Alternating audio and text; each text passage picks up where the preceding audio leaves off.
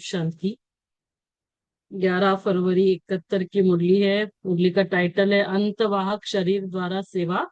इस मुरली के important points हम देखेंगे।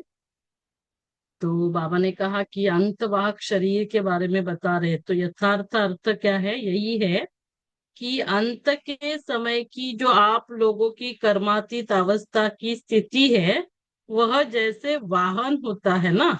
तो उसको बाबा ने क्या कहा? अंत के समय जो हम लोगों की स्थिति होगी कर्मातीत अवस्था की, न कर्म का असर हो रहा है न कर्म के फल का असर, उस स्थिति में रहने से जो सेवा होगी तो वो जैसे वाहन का कार्य बाबा ने कहा।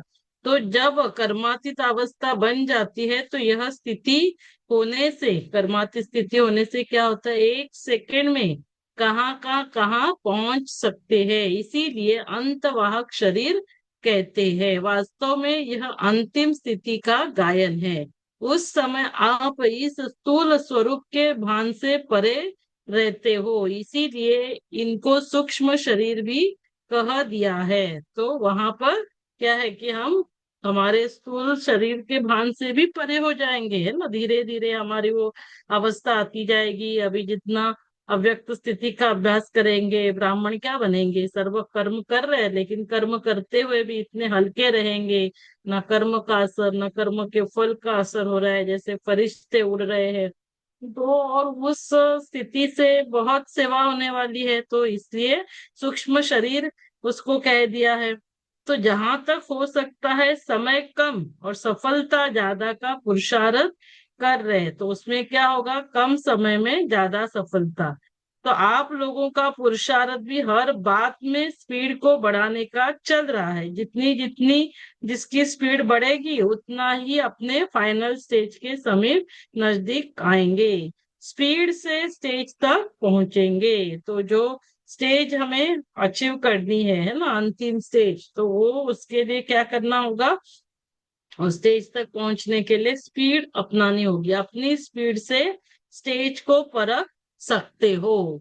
तो शक्ति स्वरूप से ही सर्वशक्तिवान को प्रत्यक्ष कर सकते हो। तो हमें शक्ति स्वरूप अर्थात क्या बनना है? संहारी और अलंकारी। तो जो भी निगेटिविटी है उन सभी का संहार करके विकार, हाँ, निगेटिविटी और अलंकारी बनना है सर्व ज्ञान गुण शक्तियों से।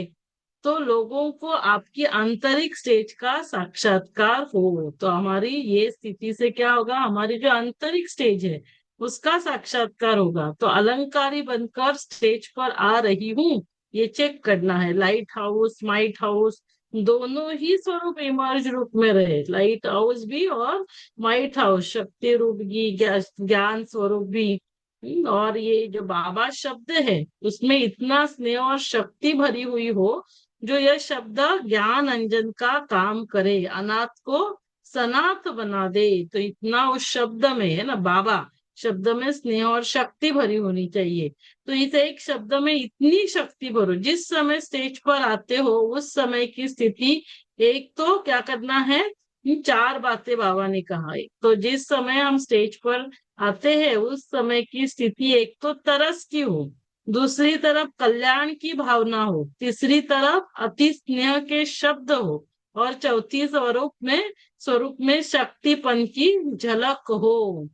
तो जब भी हम सेवा के लिए सभी के निमित्त बनकर जाते हैं तो 4 बातों पर हमें अटेंशन देना है। एक तो हमें सामने वाले के ऊपर रहम तरस, है ना, ये सभी अज्ञानी है अनजान है। दूसरा, इन सभी का मुझे कल्याण करना है।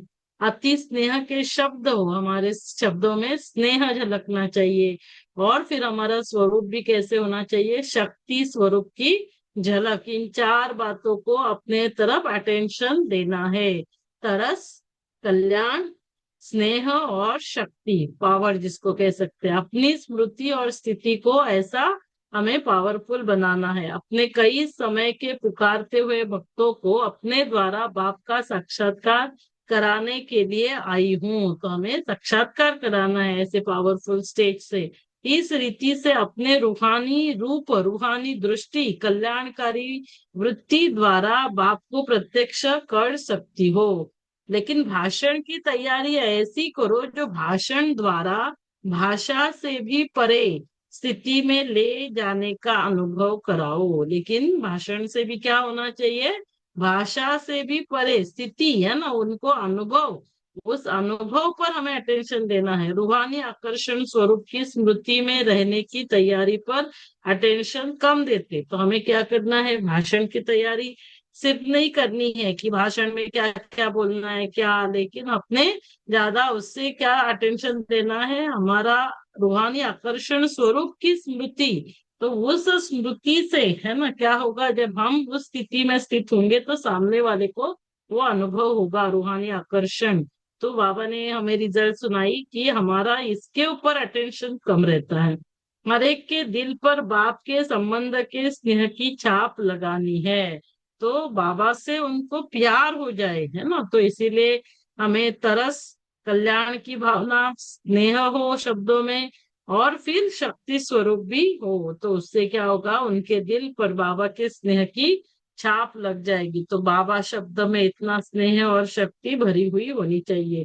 फिर बाबा ने कहा शाम को 7 से 9 बजे तक यह, हाँ, क्योंकि फिर बाबा ने कहा कि वहां वतन में आकर सभी तरफ सर्विस है ना, विशेष ये सारा जो बाबा बता रहे थे, शिवरात्रि भी आ रही थी, शिवरात्रि की भी तैयारी हो रही थी।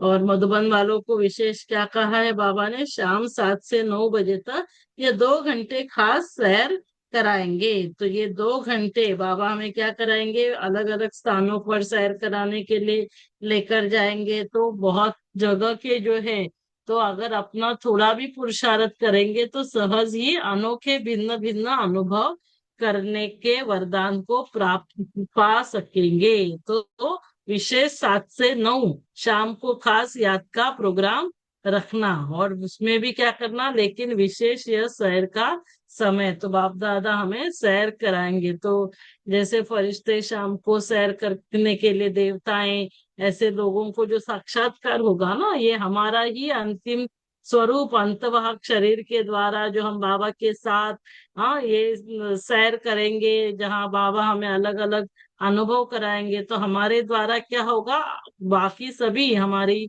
हमारे भक्त और बाकी सारे जो है वो भिन्न भिन्न अनुभव करने करेंगे। तो ऐसे वरदान को हम प्राप्त कर सकते हैं। तो ये भी एक विशेष अंतवाहक शरीर के द्वारा जो हमें सेवा करनी होगी, उस पे हमें अटेंशन रखना है। टीचर्स के साथ फिर बाबा ने मुलाकात की, क्यों, और फिर टीचर्स मना जो स्पीकर्स का वो, तो बाबा ने कहा स्पीकर्स के लिए स्पीच के साथ क्या होना चाहिए, स्पीड भी, क्योंकि स्पीच के साथ साथ अगर पुरुषार्थ की स्पीड भी है, तो ऐसे स्पीच करने वाले के प्रभाव से विश्व का कल्याण हो सकता है। तो इतनी आत्माओं का कल्याण करना है, तो स्पीच भी हमारा पावरफुल हो, स्पीड भी पावरफुल, उसको क्या कहेंगे, विश्व कल्याणकारी मास्टर दुखहर्ता सुखकर्ता। दुखहर्ता सुखकर्ता, तो वह स्वयं इस दुनिया की लहर से भी परे होगा, है ना। इस दुनिया में क्या होगा, दुख की लहर होगी, लेकिन वो क्या होगा, वो खुद भी परे होगा, और उन्हों की स्पीच भी दुख की लहर से परे ले जाने वाली होगी। जो सुनने वाले होंगे वो भी दुख की लहर से परे जाएंगे।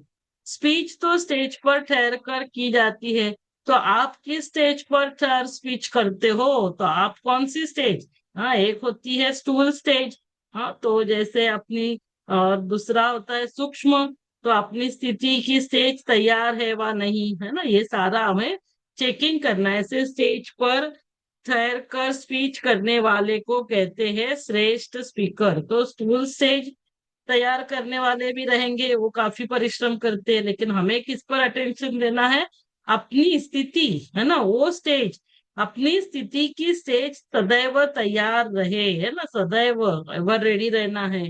हर घड़ी अपनी स्थिति की स्टेज क्या है, पावरफुल स्टेज पर ठहर स्पीच करने वाले का यहाँ अबू में यादगार है, कौन सा यादगार है, गौमुख, है ना। तो गौमुख क्या है, जो पावरफुल स्टेज पर आंतरिक स्थिति हमारी, वो जो हमारी स्टेज है वो हमारी पावरफुल है। और फिर स्पीच करेंगे तो उसको क्या दिखाते हैं, यादगार में गहुमुख। तो जैसे बाप का यादगार है ना, विशेष ब्रह्मा बाबा का ये यादगार गौमुख, क्योंकि मुख द्वारा ही सारा स्पष्ट करते हैं, तो इसीलिए मुख का यादगार है। स्पीकर का भी काम है, मुख से स्पीकर का भी काम मुख से है, लेकिन ऐसे जो श्रेष्ठ स्टेज पर ठहर कर स्पीच करते हैं, जो एवर रेडी स्टेज, और तो उनका यादगार क्या दिखाया है, गौमुख। फिर आगे बाबा ने कहा कि टीचर्स का पेपर कदम कदम पर होता, जो भी कदम उठाते हो वह ऐसा ही समझकर उठाना चाहिए कि कहाँ है, हम पेपर हॉल में बैठकर कदम उठाती हूँ। तो क्योंकि हर कदम कदम पर पेपर है, और ये सिर्फ टीचर्स के लिए नहीं, हम सभी के लिए है। तो अभी क्या करना है, हमारी ऊंची स्टेज पर हमें बैठना है, अनेक आत्माओं की निगाह आप लोगों के कदम पर है। तो ये हमें बार बार अटेंशन रखना है कि हम अभी कहाँ पर है, स्टेज पर, आपको कदम कदम पर ऐसा अटेंशन देना है।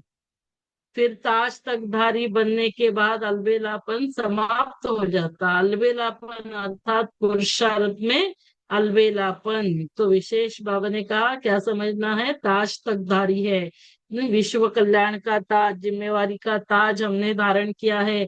और ये जिम्मेवारी का ताज धारण करते इसलिए बाबा के दिल तख्त नशीन भी बनते। तो अलबेलापन अर्थात पुरुषार्थ में अलबेलापन अभी फिर समाप्त हो जाता है, कि हमें याद रहता है कि विश्व कल्याण की जिम्मेवारी बाबा ने हम पर रखी है। तो वह हर कर्म विश्व के लिए एक एग्जाम्पल बन करके रहे, क्योंकि आप लोगों के इन कर्मों का कहानियों के रूप में यादगार बनेगा। तो हमें बहुत अटेंशन देना है अपने हर कर्म पर। जो जितना जिम्मेवार उतना ही हल्का भी रहेगा। तो वो खुद को जिम्मेवार भी समझेंगे, लेकिन कैसे रहेंगे, फरिश्ते हमेशा हल्के होते हैं, तो हल्का भी रहेगा। तो ये हमारी अंतिम जो स्टेज है, अंतवाक शरीर द्वारा सेवा। तो इसके हमने इम्पोर्टेंट पॉइंट्स देखे। ये मुरली थी 11 फरवरी 71 की। ओम शांति। अच्छा।